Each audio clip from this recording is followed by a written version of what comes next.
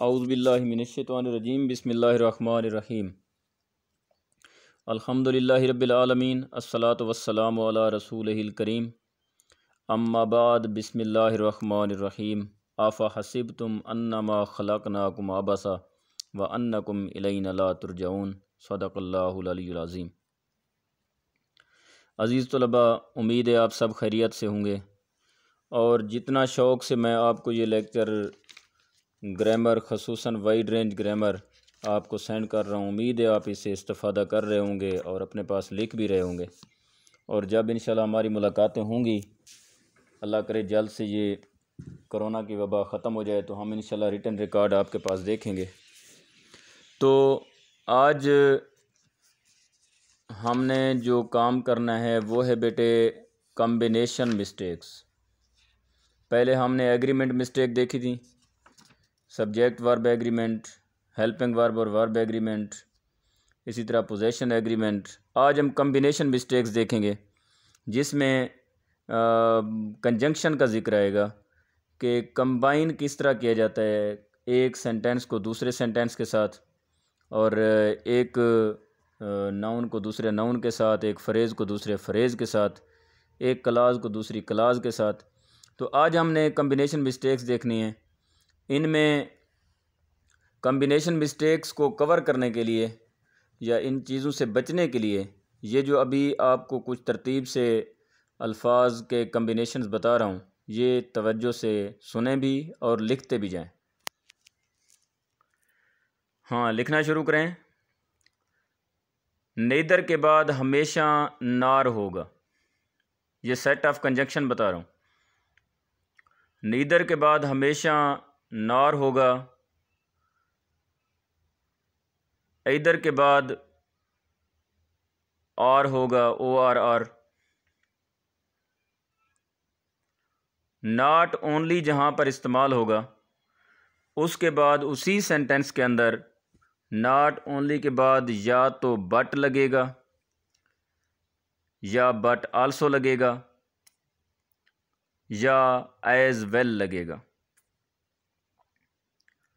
इसके बाद है टू, TOO। जहाँ पे TOO लगेगा उसके बाद अगर फ़िक्रे ने सेंटेंस ने नेक्स्ट प्रोसीड करना हुआ तो उसके बाद TOO लगेगा। TOO और TOO, जैसे he is weak, he is too weak to walk, पहले TOO लगता है, इसके बाद TOO लगता है। इसके बाद फराम अगर कहीं लगना है तो उसके बाद अगर ज़रूरत पड़ेगी तो टू लगेगा या टिल लगेगा। He works from dawn to dusk, वो सुबह से शाम तक, सुबह से अंधेरे तक काम करता है। He works from dawn to dusk या ही वर्क्स फ्राम 12 टिल 10। यानी फ्राम और टू का कम्बिनेशन और फ्राम और टिल का कम्बिनेशन आपकी समझ आ गया होगा। इसके बाद बेटे अगर कहीं पे लफ्ज़ दोज इस्तेमाल हो, दोज के बाद हु का इस्तेमाल कॉमन है, दोज के सामने who. He helped those who were credible.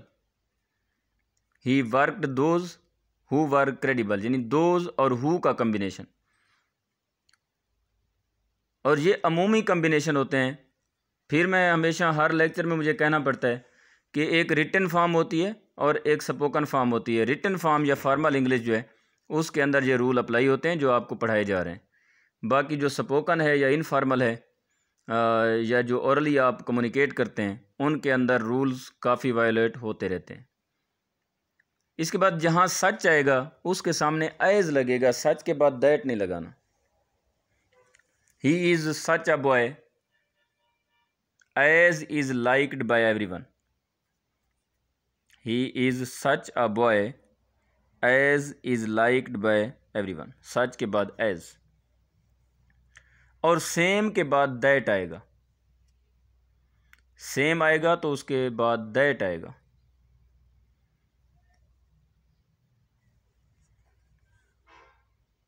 It is same condition,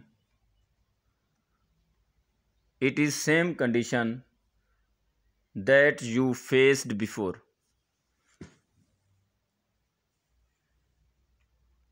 rather than आएगा, रेदर RATHER, रेदर आएगा तो उसके सामने फिर THAN देन का इस्तेमाल होगा। ये लिखते जाएं, एग्जाम्पल्स इनकी आपको बाद में मुसलसल लिखवा देता हूँ। सेकंड डिग्री अगर आती है तो उसके बाद फिर देन का इस्तेमाल करना पड़ता है। सेकंड डिग्री के बाद भी देन का इस्तेमाल करना है। He is taller than I.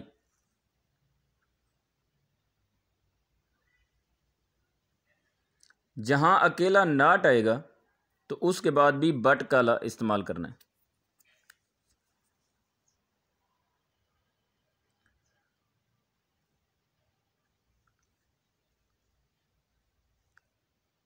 Both, लफ्ज़ बोथ आएगा तो बोथ के बाद एंड का इस्तेमाल होता है, both and. He is both hard working and honest.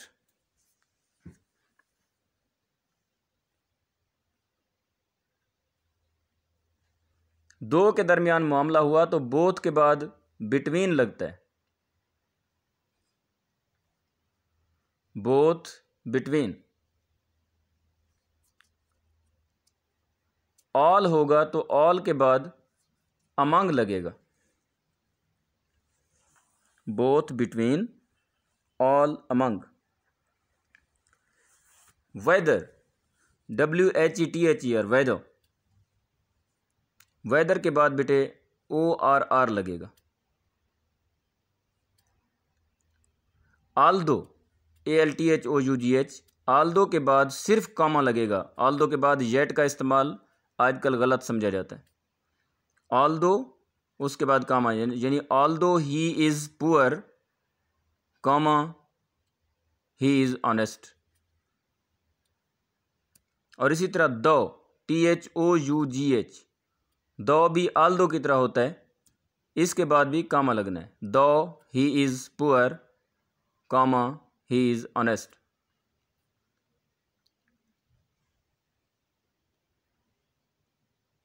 कहीं नो अदर लगता है, नो अदर का सेट ऑफ कंजंक्शन जो है, नो अदर के बाद दैन लगता है, THAN दैन।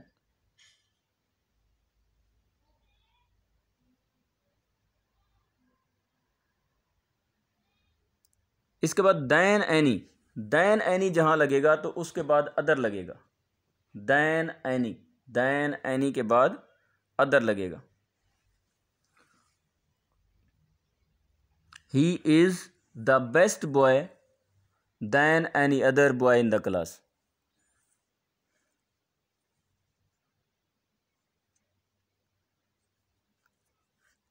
जहां एज के साथ एडजेक्टिव आएगा उसके सामने फिर एज आएगा, यानी एज और एज लगना है। He is as wise as he is, he is as tall as you are.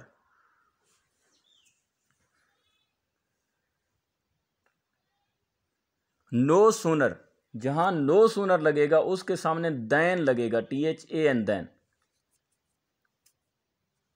No sooner did I reach the station than the train went off. Next बेटे, हार्डली या scarcely अगर लगता है sentence के अंदर, hardly या scarcely, SCARCELY, hardly या scarcely, उनके सामने फिर व्हेन का इस्तेमाल किया जाता है, किसी और चीज़ का नहीं होता। Hardly I reached the station when the train went away.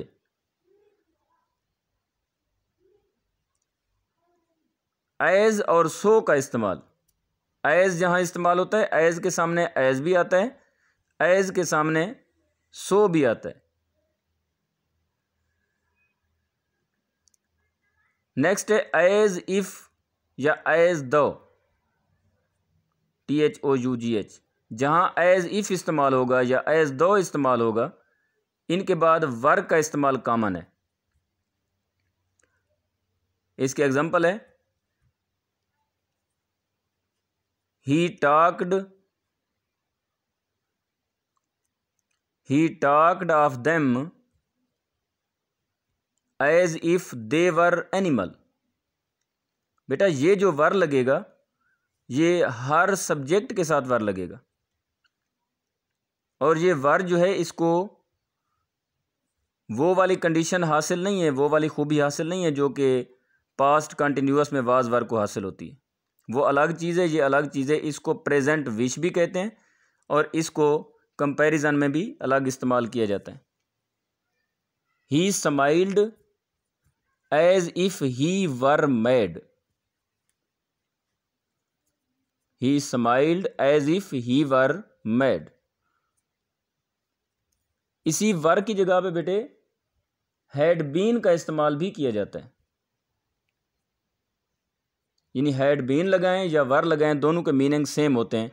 जैसे I went on as if I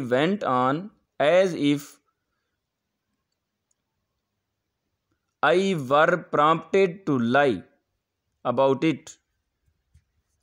prompted होता है उकसाना, प्रोवोक करना।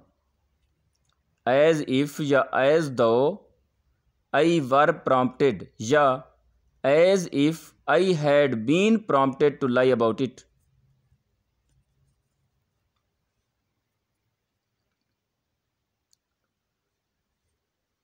ये है बेटा सेट ऑफ कंजंक्शंस। अब बारी बारी जो दरमियान में मैंने कुछ एग्जांपल्स दिए हैं, मज़ीद कुछ एग्जांपल्स हैं, इनको लिख लें।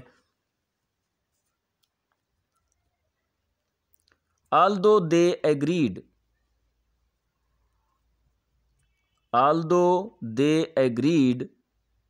comma they tried to go without him। although they agreed comma they tried to go without him। Not only के एग्जांपल लें।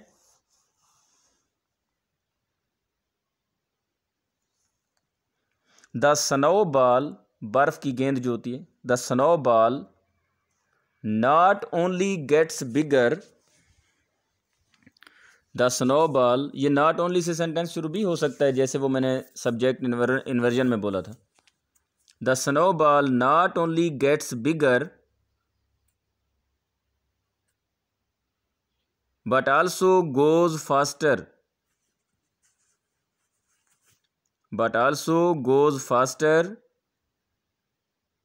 as well। ये एज वेल अगर ना भी लगाएं तो बट आल्सो तक फिक्रा, बट आल्सो गोज फास्टर तक फिक्रा कंप्लीट हो जाता है।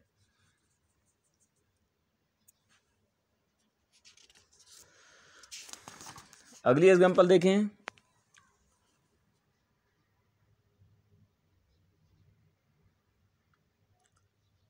He is as strong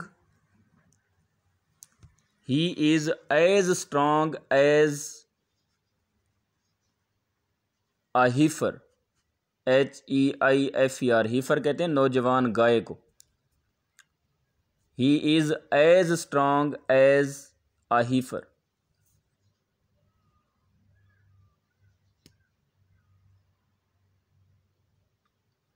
next example है we do not like such students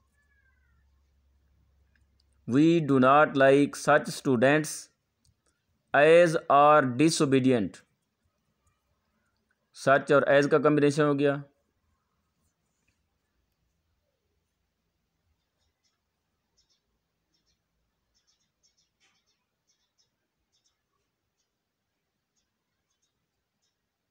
इसके बाद बेटे सच और एज के कॉम्बिनेशन के बाद तकरीबन मैं और एग्जांपल्स आपको दे चुका, और आखिरी एग्जांपल देख लें वेदर और की। A person should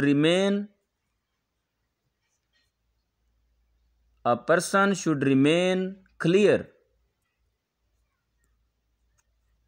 A person should remain clear about the images of life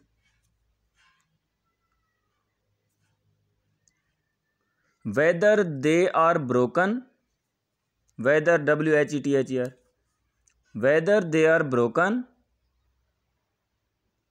or clear, ORR. ये वेदर और आर का कॉम्बिनेशन हो गया।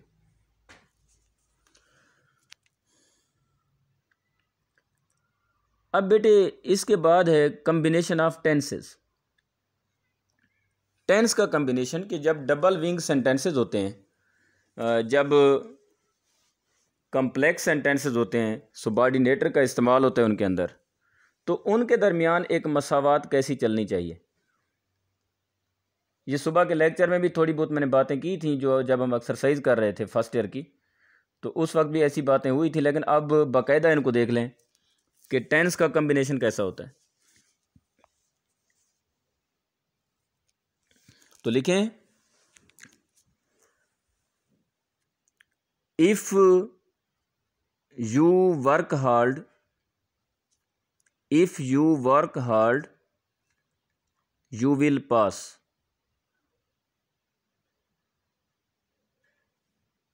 अंडरलाइन कर लें वर्क को और विल पास को, यानी वाज़े हुआ एक साइड पे प्रेजेंट इंडेफिनिट और दूसरी साइड पे फ्यूचर इंडेफिनिट आया हुआ है। और ये इन्वर्जन में उलट भी हो सकते हैं, you will pass if you work hard.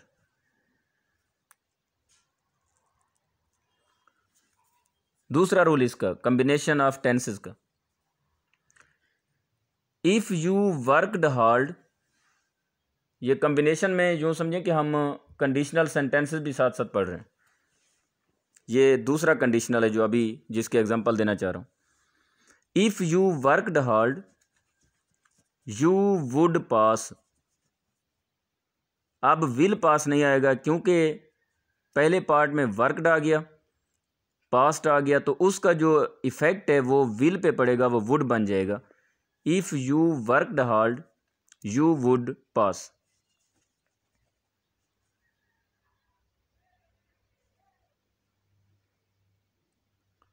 Next example है जो कंडीशनल 3 कहलाया जाता है, उसमें हाँ अब कंडीशनल 2 में अंडरलाइन कर लें, एक वर्कड और एक वुड पास। यानी ये चीज़ें याद करने की कि एक साइड पे पास्ट इंडेफिनेट है तो दूसरी साइड पे भी हमने पास्ट को ही कंसीडर किया है, विल को वुड कर दिया। अब तीसरा कंडीशनल जो कंडीशनल 3 कहते हैं, उसमें सेंटेंस लिखें, if you had worked hard, if you had worked hard you would have passed। if you had worked hard you would have passed। had worked को अंडरलाइन करें, would have passed को underline करें। और ये would have जो could have भी हो सकता है, might have भी हो सकता है, must have भी हो सकता है, should have भी हो सकता है, लेकिन कंडीशनल 3 ही रहेगा। अब इसमें भी आपको नज़र आ रहा होगा कि एक साइड पे हैड प्लस V3, तो दूसरी साइड पे would have, should have, could have, might have, must have plus V3। ये कंडीशनल 3 हो गया। अब आगे है व्हेन और वाइल वाले सेंटेंसेस। जब कोई सेंटेंस ऐसा कम्प्लेक्स सेंटेंस जिसके अंदर व्हेन, आफ्टर, बिफोर, वाइल इस तरह की सी सिचुएशन मौजूद हो, इस तरह का सबऑर्डिनेटर मौजूद हो, तो फिर देखिए एक साइड पर प्रेजेंट इंडेफिनेट होगा और दूसरी साइड पर फ्यूचर की कोई कैफियत होगी। वो फ्यूचर की कोई भी कैफियत हो सकती है। एग्जाम्पल लिखें, when the doctor arrives, when the doctor arrives the patient will have died, the patient will have died।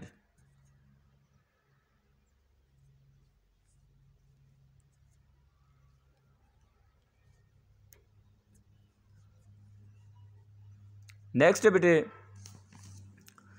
Van वाला एक पार्ट, यानी वैन वाइल या वही वाली जो मैं पहले सबऑर्डिनेटर बता चुका हूँ, वैन वाइल बिफोर। तो इनमें अगर एक साइड पर पास्ट इंडेफिनेट है यानी सेकंड फॉर्म ऑफ वर्ब है, तो दूसरी साइड पर वाज वर आईएनजी या फिर हैड प्लस V3 का इस्तेमाल होता है। वाज वर आईएनजी या फिर हैड प्लस V3 का इस्तेमाल होता है। अब इसकी भी एक एग्जांपल ले लें। When the doctor arrived, when the doctor arrived comma the patient had died. और वाज वर की एग्जांपल भी ले लें। When I reached the school, when I reached the school the peon was ringing the bell.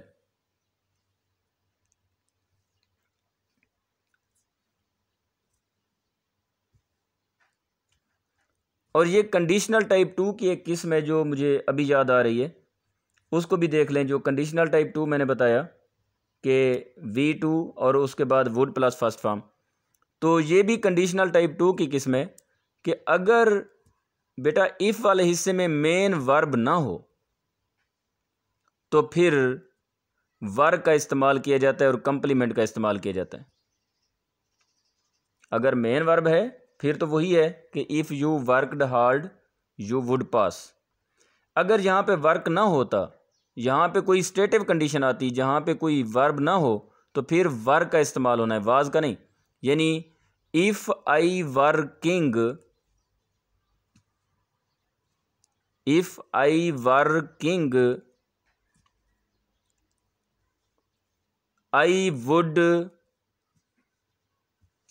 I would stop cruelty. If I working I would stop cruelty. इसको भी conditional type 2 बोला जाता है। यानी एक साइड पे अगर वर आया हुआ है तो दूसरी साइड पर पास्ट इंडेफिनेट का इस्तेमाल होता है।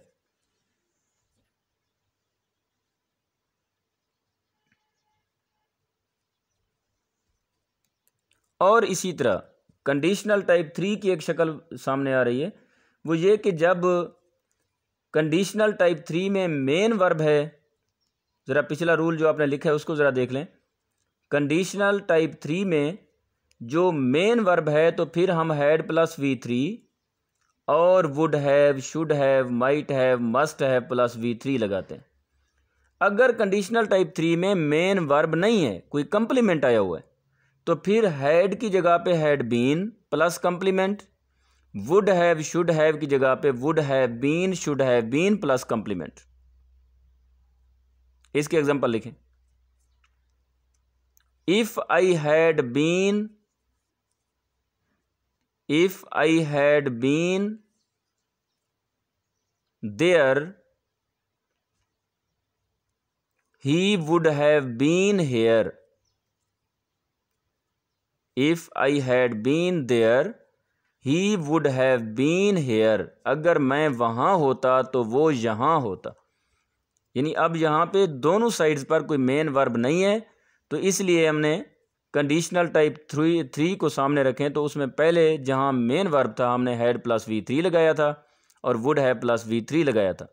अब जब मेन वर्ब नहीं है तो हमने हैड प्लस V3 की बजाय हैड बीन प्लस कंप्लीमेंट दिया है और would have been plus complement या एडवर्ब दिए।